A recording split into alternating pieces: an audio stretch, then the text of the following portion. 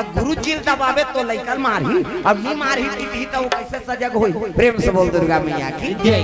आओ ये सब नेतागिरी देख के सरकार हा 8वीं तक पास करो, खत्म करो, मारो छान।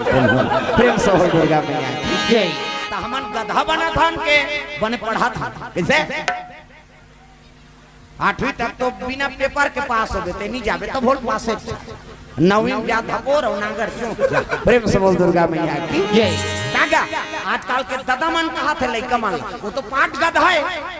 8वीं तक पास हो गए, 9वीं में जा धपोर दी तो हम दादा मन कहा था तागा तोर बले देहूं बेटा दूठन बैला दूठन छेरी 4 ठन भैंसी। तागा आजकल के दादा मन कहा था उसने फेल हो गए तो कैसे करी। तागा तोर बले देहूं बेटा दूठन बैला दूठन छेरी 4 ठन भैंसी।